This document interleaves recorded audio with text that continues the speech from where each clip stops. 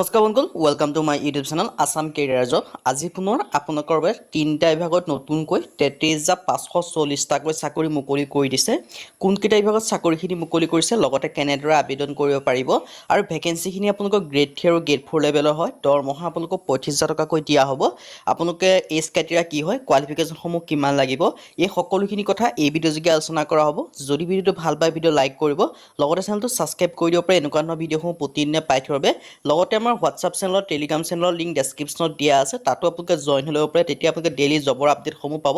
লগতে ADAR free মক টেষ্টৰ বাবে হোৱাটছআপ চেনেলৰ লিংক এটা, লগতে আপোনালোকৰ ৱেবছাইটৰ লিংক ডেছক্ৰিপশ্যনত দিয়া আছে, তাতো আপোনালোকে জইন আৰু ফ'ল' কৰি ল'ব পাৰে। আহক আজি আমি ভিডিঅ'টো আৰম্ভ কৰোঁ। আজি আপোনালোকৰ যিটো প্ৰথম বিভাগত চাকৰিখিনি মুকলি কৰিছে, এইটো হৈছে আপোনালোকৰ SSC MTSৰ ফালৰ পৰা, যিটো আপোনালোকৰ মাল্টি টাস্কিং ষ্টাফ বুলি কোৱা হয়। লগতে হবলদাৰৰ ভেকেঞ্চি আছে। আপোনালোকে যিটো SSC বুলি নাভাবিব যে ইয়াত ৰানিং আছে বা ফিজিকেল হ'ব বুলি, ইয়াত কোনো আপোনালোকৰ ৰানিং নহয় বা কোনো ফিজিকেল নহয়, যিটো MTSৰ ভেকেঞ্চি আছে।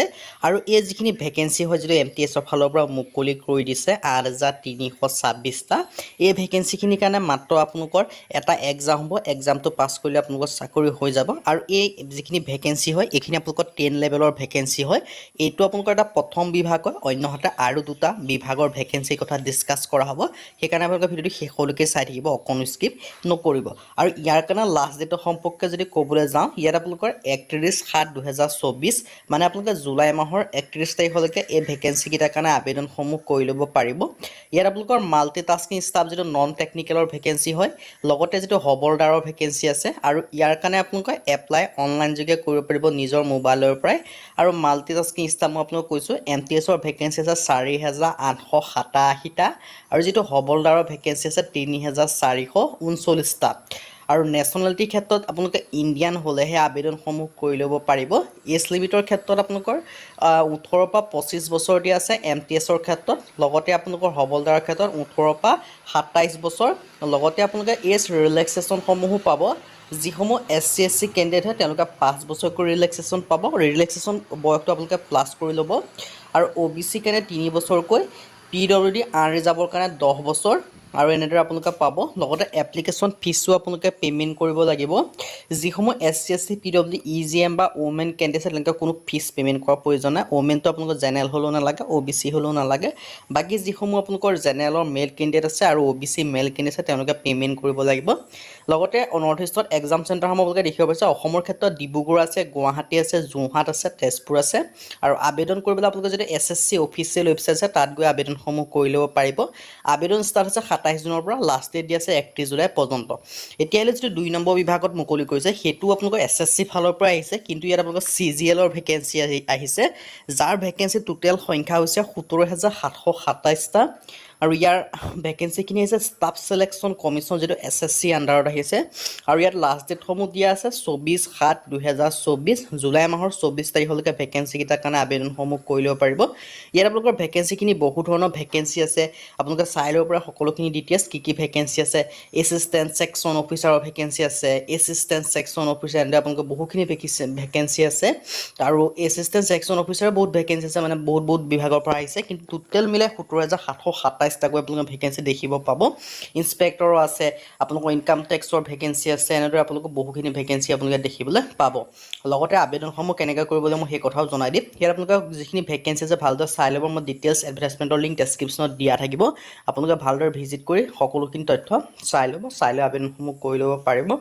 আৰু ইয়াত আপোনালোকৰ যিটো এজ লিমিটৰ সম্পৰ্কেও ক'ব গৈছোঁ, এজ লিমিটটো আপোনালোকে লিখা আছে। লগতে আপোনালোকে ইয়াতো এজ ৰিলেক্সেশ্যনসমূহো পাব। SC SC কাৰণে 5 বছৰকৈ পাব, OBC কাৰণে 3 বছৰ, PWD আনৰিজাৰ্ভৰ কাৰণে 10 বছৰ, PWD OBC কাৰণে 13 বছৰ, PWD SC SC কাৰণেও আপোনালোকৰ ৰিলেক্সেশ্যনসমূহো পাব। আৰু আবেদন কৰিবলৈ আপোনালোকৰ এপ্লিকেশ্যন ফিজ দিব লাগিব। জেনেৰেল OBC কাৰণে 100 টকা, SC SC ওমেন এক্স ছাৰ্ভিচমেনৰ কাৰণে কোনো ফিজ দিয়াৰ প্ৰয়োজন নাই। আৰু এক্সাম চেণ্টাৰসমূহ আগতে মই কোৱাৰ দৰে ছেমেই হয়।